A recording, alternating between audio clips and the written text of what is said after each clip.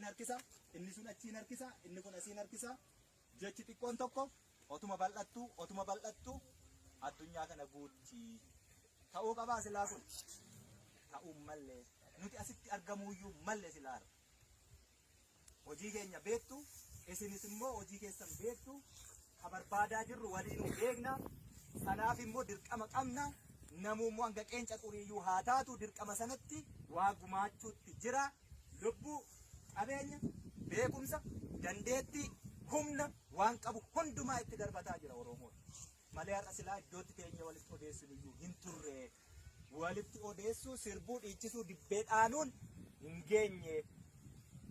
Daandiin nuti jalqabnee jirru fagoo miilaan Finfinnee galla jirra reef qeellam jirra jechuudha. Asii gahii Finfinnee ilaaliyaa fagoo miti.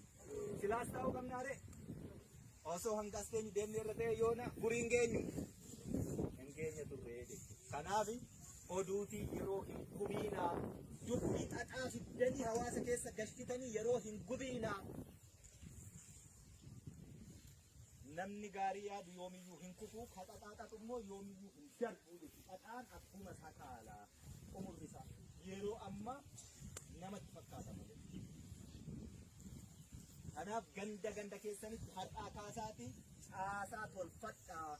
Namni nuti itoo isin bira jirru asuma walitti dhiyoo jirru isin kanan goone fagoorraa har'a rakkoo of keessaa qulqulleessee caasaa tolfatee wal bulchaadha jira. Ittiin qaanoftanii asuma waraanni naannoo keessan osoo jiru itti dhiyootoo jirtanii oddoo bulbulaasaaf tolchaasaa osoo jirtanii innaa isin keessatti argamnee akkas godhaa innee isin gorsinu qaanii jechuudha.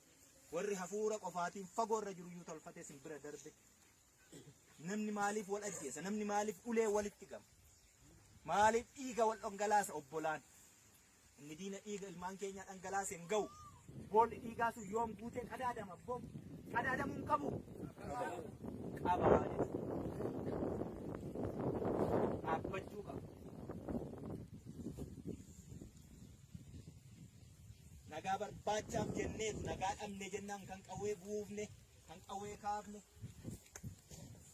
Ilmoo deebistanii sanan booressinaa nagaa waaraa kaa daa'imni keenya nagaan baatee galtu, shamarraan keenya nagaan laga buutee deebitu, gabaa dhaqxee deebitu, qoraan dhaqxee deebitu nagaa akkasiiti barbaanna waan ta'eef sana nu jalaa hin booressinaa. Lafeetu as keessa jira.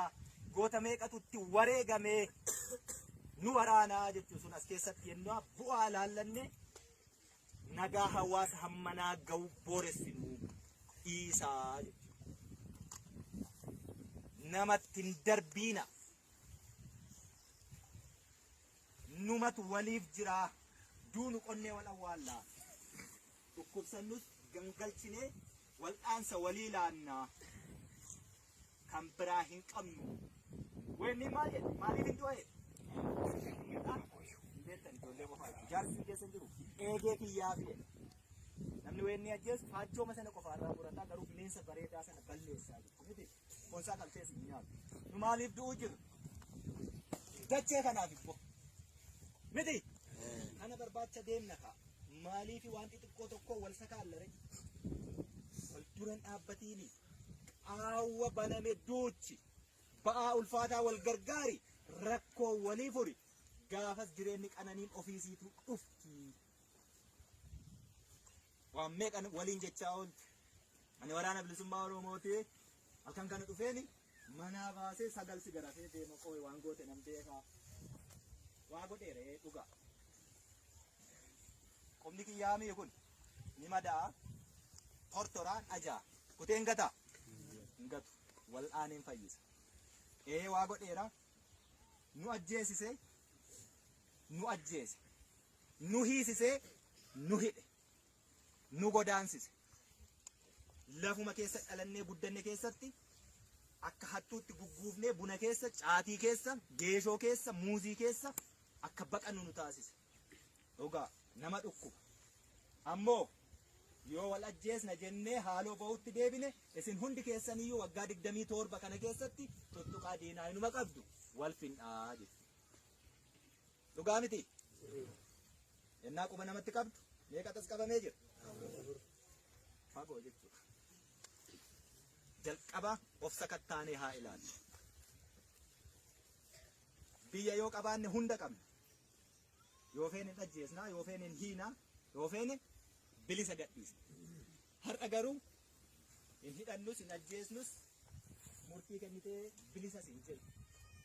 Wanni nu jennu waan tokko kaleessa namii teektaa madaaltaa narra jira godaan isa irraa mul'ata. Ammoo kanaaf murtii siin kennu boru saba murtii siin kenna. Har'a ammoo godaanni isa madaatiyyaa hin tuttuqiinii jedhe. Hin tuttuqu yoo haa taa'u. Yoo tuttuqeeyo maanii jira rakkoon.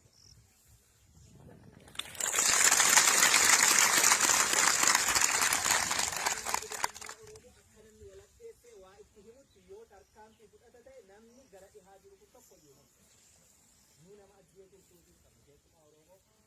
Oromoon qabdu jedhanii anaaf diina taanee walitti dhukaasne diinni hin jiru. Si keessaas yoo du'e Oromoo, ana keessaas yoo du'e Oromoo. Lakkoofsa eenyutti irratti Oromootti irratti haa taa'u.